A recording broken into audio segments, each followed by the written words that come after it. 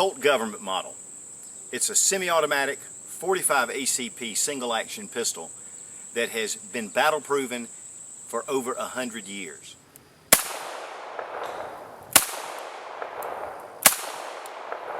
John Browning's design, which was in the late 1890s, was adopted by the U.S. military in 1911, and thus we talk about the 1911 style pistol, and then served in the U.S. military until 1985. To me, that is a huge testament to this pistol being an effective combat weapon.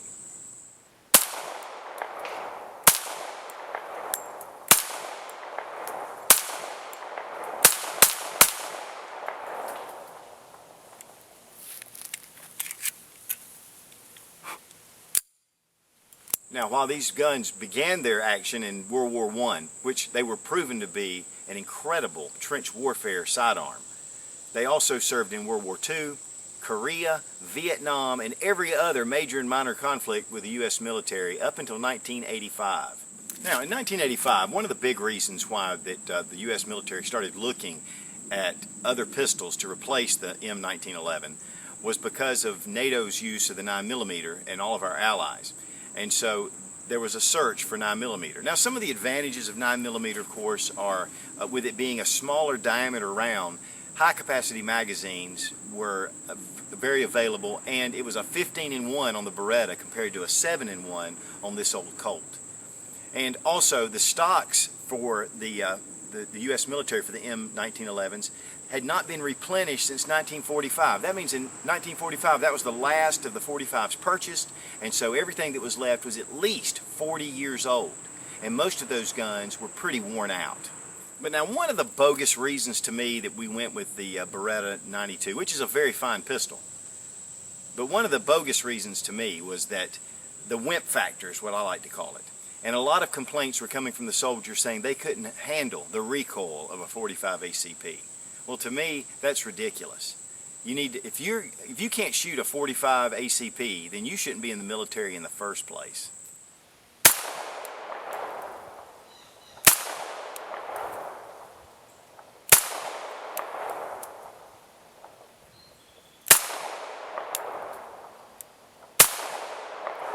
As you can see, I have a few things here on the table. My old K-bar, which to me goes very well with the 1911 style pistol. An old pair of binoculars that were used during World War II, and then of course magazines. You know, they're plentiful and they're not very expensive. You can buy some really nice aftermarket competition magazines, and of course with the 8-in-1, traditionally 7-in-1, but most of your competition mags are 8-in-1 now. Here we have a UM84 that fits the Colt very nicely, an old World War I double pistol mag pouch, and just a nice traditional setup.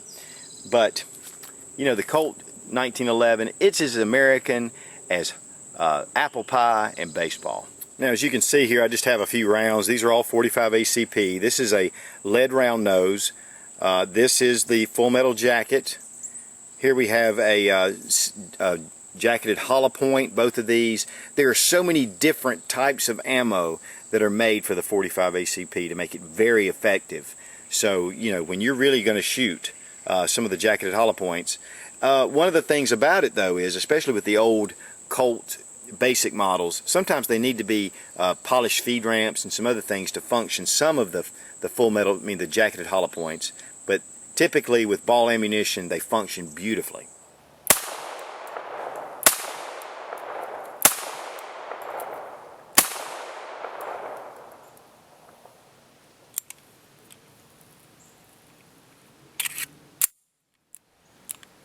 The Colt Government model also comes in 9mm, it comes in 40 Smith & Wesson, it also comes in 38 Super, and there are probably some other calibers that now are surfacing. Of course, there is the Ace, the Colt Ace, which is a 22, and there are 22 conversion kits for your Colt pistols. Now, in my humble opinion, I would say that the 45 really is regulated to a single stack magazine.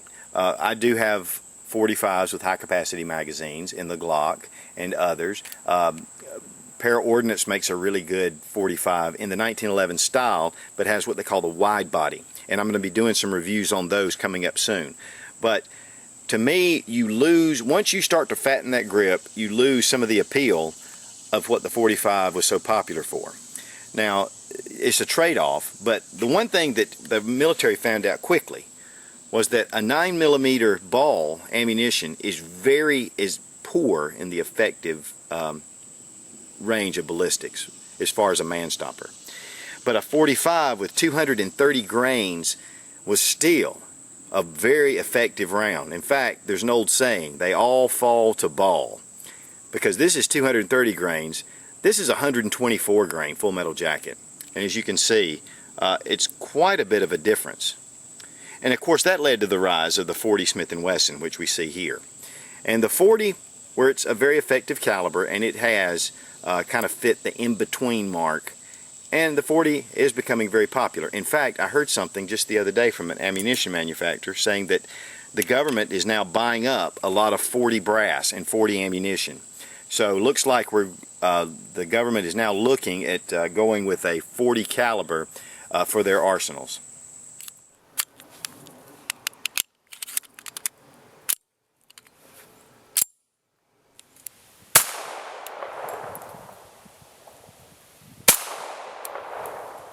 Now, as far as the 1911 goes, there are some reasons why this gun has retained its popularity. And I remember when a lot of the, in fact, when the Glock was introduced and a lot of the high-capacity 9mm, when they really started becoming reliable, they started calling the old 45s a dinosaur. But what's funny is it's as popular today as it ever has been. And there are so many different companies making this pistol, and there are so many different accessories. But I'm going to talk a little bit about why it's retained its popularity. Now, most people, as far as the grip size, the 45, the Colt 45, has a really good feel to it. It's ergonomic, it's thin, and it fits the hand well. It's also very pointable. Because of its super slim design, it was also very concealable. Now, of course, you look at this one, and this one has a 5-inch barrel, and that's the standard for the Government model, or the M1911. A little big to conceal. But of course there are many other offerings available. Here's a Colt Commander, which is a shortened 4.5-inch barrel, but the Commander also had an aluminum frame. Now the Combat Commander has a steel frame, but this gun is extremely lightweight. And one of the other things about this gun in particular that I want to point out is this beaver tail. And where some were talking about, if you have an extra large hands, you can get what they call hammer bite, and where the hammer comes back and could actually hit your hand if you have large hands. Now for me, that's not a problem. But one of the ways to fix that is to put a beaver tail and a Commander hammer, and then there's a slot where it fits. And this really makes it very nice to shoot. And also it raises your hand up even more onto the frame. And as you can see, it has, even though these have combat sights, this is a nice sight picture. But a lot of Americans are like me in that the Colt 45 represents America to me, and it's just a very nice tradition. There's been a love affair with the Colts and the 1911 style pistols. In fact, there's so many companies now making them, and I saw where Remington now is making Colt 45 pistols, which should be, because Remington Rand made 900,000 M1911s during World War II, which almost doubled what Colt made themselves. So Remington has some experience, but Sig, Smith & Wesson, I mean the list just goes on and on. Kimber, Wilson, there's a lot of different companies out there, and they're putting together a really quality pistol. A lot of them have accessories that are already on these, which like extended safeties, extended slide release, a better mag release, competition triggers, ambidextrous safeties, of course Commander with the beaver tails. They're just a lot of different things, plus they're accurized to be very accurate.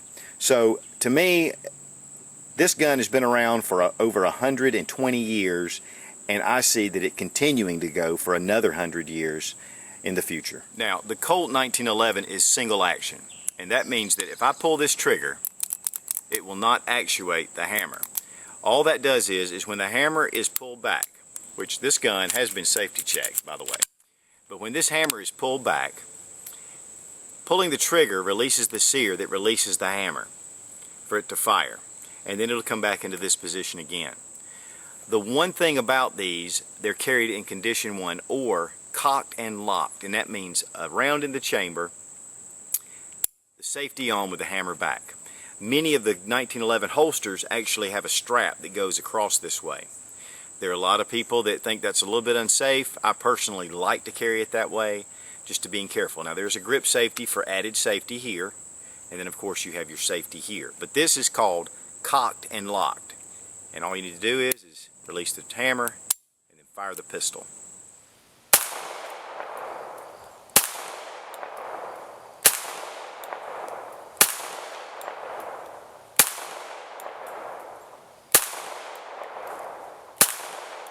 Now, many Special Forces units had continued to use the 1911s, and then they began to adopt the H&K USP systems, and so that has really kind of dominated the military end. But there are certain police agencies that still go with the 1911s, and many law enforcement agencies.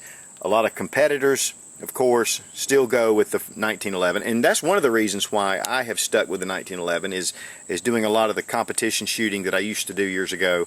The 1911 just became natural for me to shoot. But the civilian market is huge on these 1911s, and of course the price just continues to rise, especially one like this is a 70 series Colt, and they're very sought after with competitors especially. And you know, this gun is a collector's item. I don't want to change it at all, and I like the way it shoots anyway.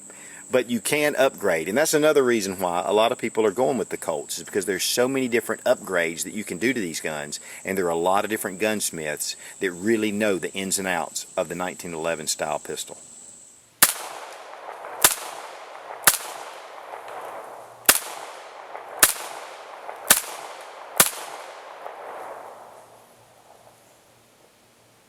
Thanks for watching. Please subscribe for more fun gun reviews and sensible survival. God bless America. Long live the Republic.